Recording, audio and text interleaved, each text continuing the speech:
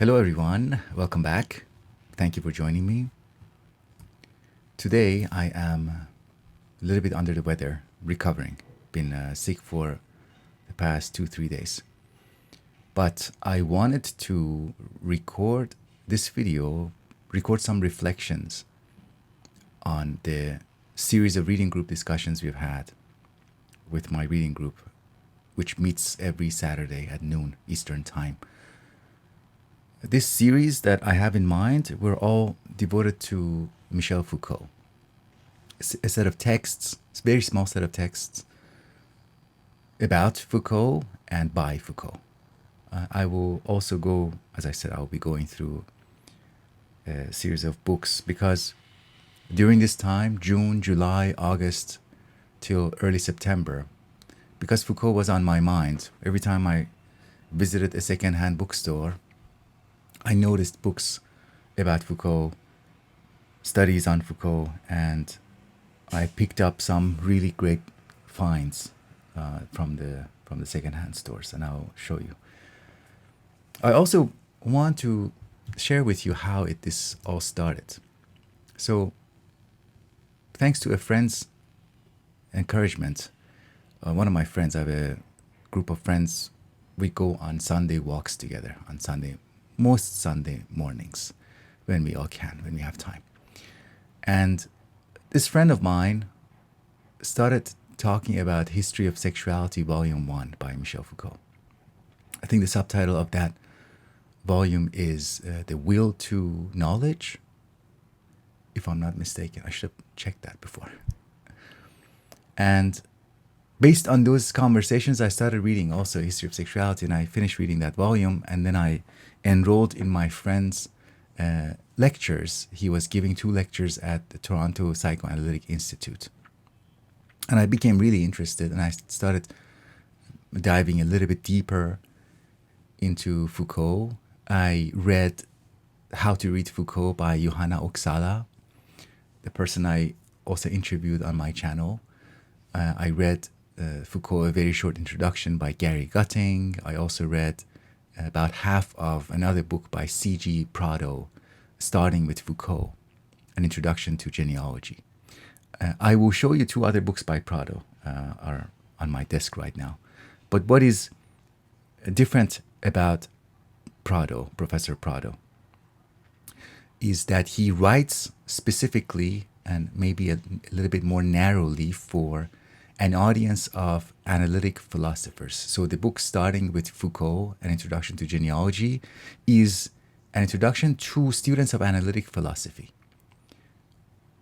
arguing with them why it is worthwhile paying attention to Foucault, why Foucault's project is relevant and can enrich and inform projects within analytic philosophy. So that's it's important to keep that in mind. With Johanna Oksala, I think the readership can be more general. What I loved about Oksala's brief How to Read Foucault is that every chapter begins with a big passage, a very substantial passage from one of Foucault's works, like Discipline and Punish, like the Archaeology of Knowledge, like The Order of Things, or Words and Things. I think that's the more direct translation, or Things and Words. So with Oksala's How to Read Foucault, you get a nice sample at the beginning of each chapter, and then you get to a discussion of what Foucault is doing, what his concerns are. Gary Gutting, it's very nice that Gary Gutting and Johanna Oksala's books, there's not much overlap. The 2 introductions are both very accessible, very readable, very engaging, but quite different. Even the divisions between chapters, there's some similarity between how Foucault's work is divided into chapters, but the style is, the 2 styles are quite different, and I liked both of them very much. C.G. Prado is a little bit less engaging, but quite rigorous, and I would recommend his work too. So that's how my interest began. Around those times, like while I was in the middle of the, reading more, like after my friend's seminar, I was reading a little bit more, got into second volume of History of Sexuality, a little bit of history of madness, or madness and civilizations, or civilization, or madness and unreason. I suggested to my reading group that let's get into Foucault for some time, and I put together a plan of study. We put side by side for each week. We read one chapter from Gary Gutting's Introduction to Foucault, and one chapter from the Foucault Reader, edited by Rabinow, Paul Rabinow. This Foucault Reader was put together quite a while ago, in 1984, the same year that Foucault himself passed away. And by that time, you see that there are a group of scholars in America who are quite appreciative and up to date, up to speed with Foucault, and they are interviewing Foucault within an American interested context. So they are already here. You have a selection of interviews and shorter essays. So this is what we went through together, very slowly, as carefully and thoughtfully and collaboratively as we could. And it was incredibly enjoyable. It's surprising that reading secondary sources doesn't completely prepare you for an encounter with the primary source. And I think maybe that's part of the excitement, because you get to know the biases of the person who's writing the secondary source. With any kind of simplification and increased accessibility comes a bit of a bias and framing.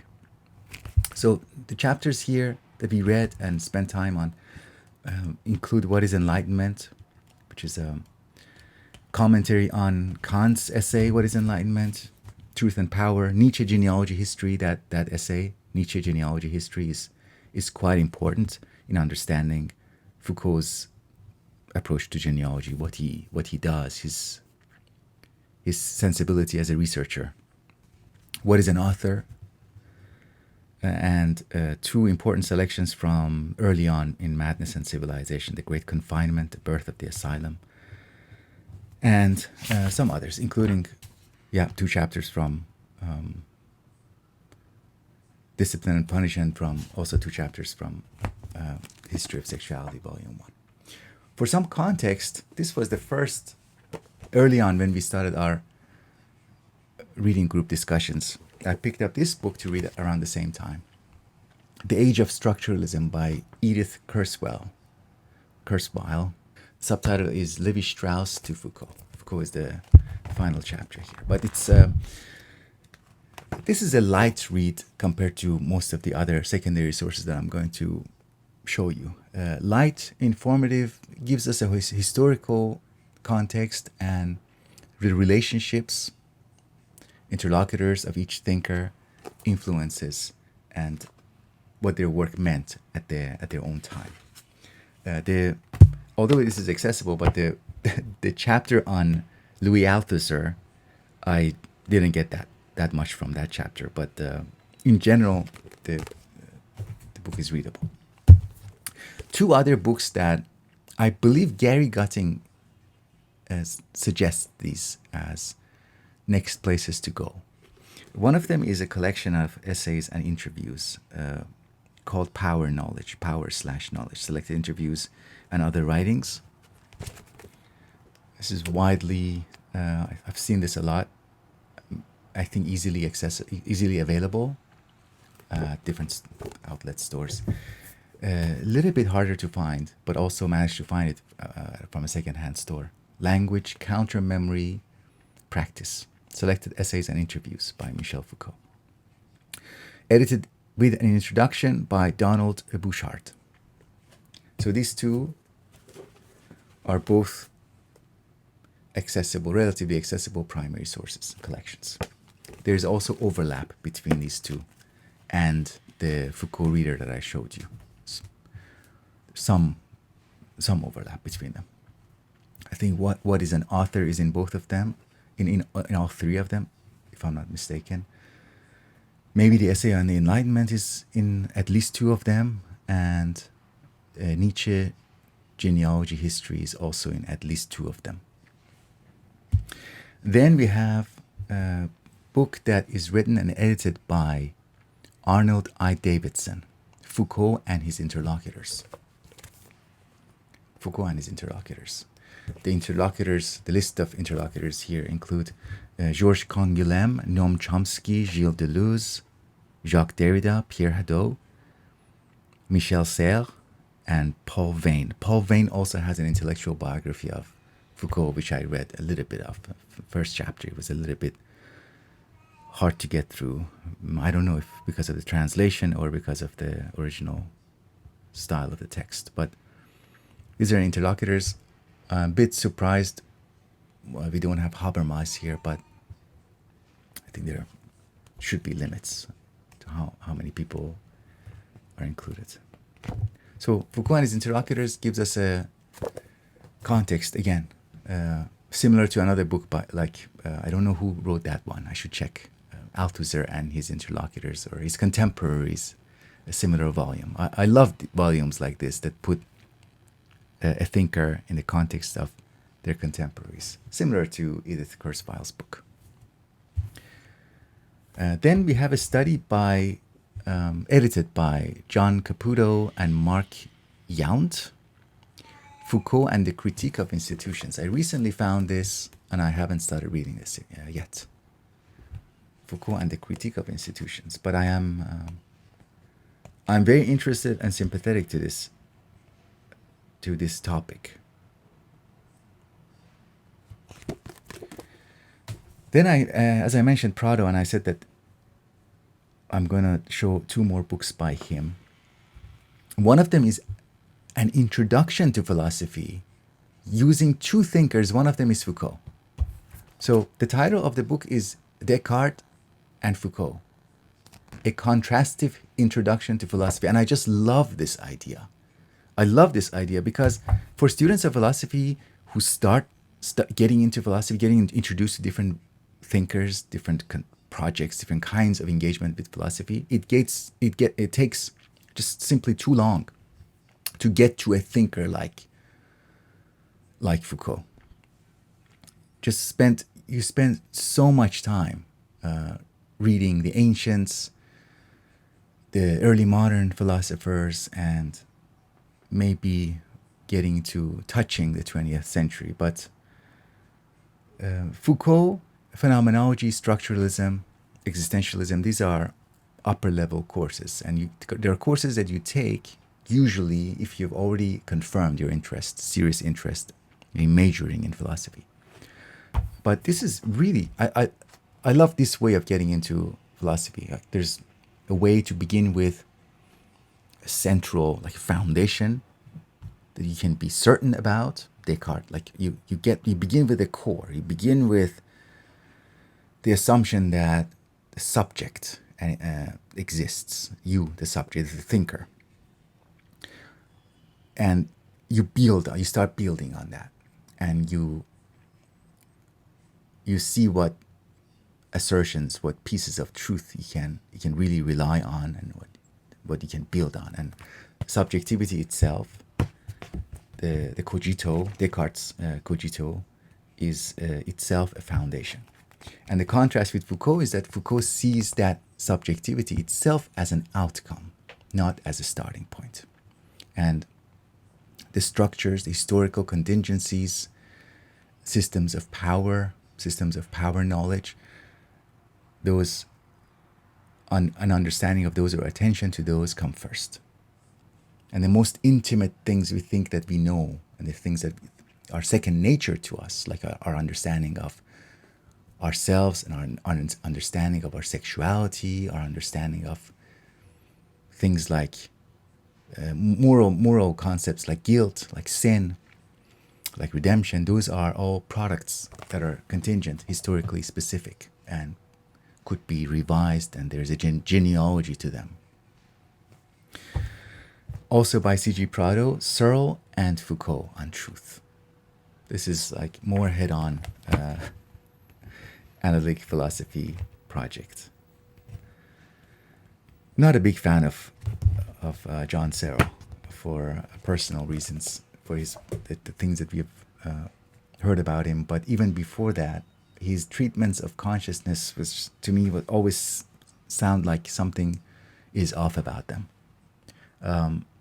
His work on intentionality, I think, is one of his earlier books, when he was working on intentionality, Wittgenstein. That part of his career seems interesting to me, but in general, Searle, no, there's one other book that I really liked by him. The book that he begins with, Wilfred Sellers. I think it's a book by, I'm going to put it on the screen. It's a book on social ontology and philosophy, like the existence, in what ways do cultural practices and norms exist. Two more books to show you. This is very interesting, and the cover is very beautiful. Foucault with Marx. Foucault with Marx by, what's the author's name? It is not on the cover. Jacques Bidet. Translated by Stephen Corcoran.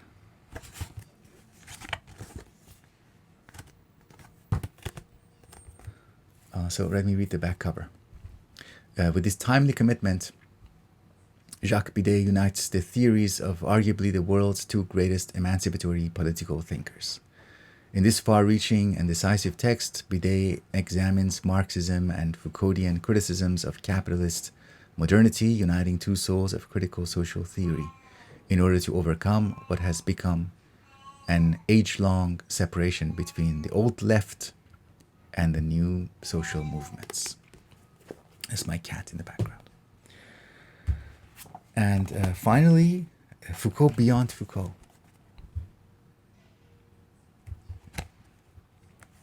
By Jeffrey T. Nealon. Power and its intensifications since 1984. Table of content. There are five chapters in this book. Chapter 1 is Foucault Beyond Foucault. Chapter 2, Once More with Intensity, Foucault's History of Power Revisited. Chapter 3, Genealogies of Capitalism, so a little bit more of Marxist thought. Foucault with Deleuze and Jameson, Frederick Jameson. Chapter 4, Foucault's infamous ethics or biopower, globalization and ethical scarcity. Chapter 5, last chapter, Resisting, Foucault. Not resisting Foucault, but resisting Foucault. This is published by Stanford University Press in 2008. I would also like to mention that books by Byung-Chul Han, like his introduction to, not introduction, but his book, What is Power? And his book on psychopolitics. Those may seem like they are building on Foucault and maybe correcting Foucault's, or updating Foucault's ideas, but they are introductions to Foucault. Once you get away from Byung-Chul Han a little bit and get into Foucault, you realize that Foucault is a genius and is a, in my view, and I think much more serious thinker, a canonical thinker. And Byung-Chul Han is a good teacher, good essayist, but it is after Han, when you approach Foucault himself directly, read like short essays and short chapters like Panopticism, like wow, what he's doing there is so much more penetrating compared to thinkers like Byung-Chul Han, although I am fond of both thinkers, but I position them not equally to each other. So let me know if you're interested in any of these individual works, any of them in particular that you'd like to see or hear a discussion of. Otherwise, thank you for your attention. Our Foucault discussions in my reading group, we recorded some of them. About 6 of the discussions are available for anybody who joins Patreon. If you're already a Patreon member, you can listen to those discussions. Each discussion is about an hour and a half. If you join, they're also there available, along with the entire archive of discussions and my own presentations there. That's it. Thank you very much for your attention, and I'll speak with you next time.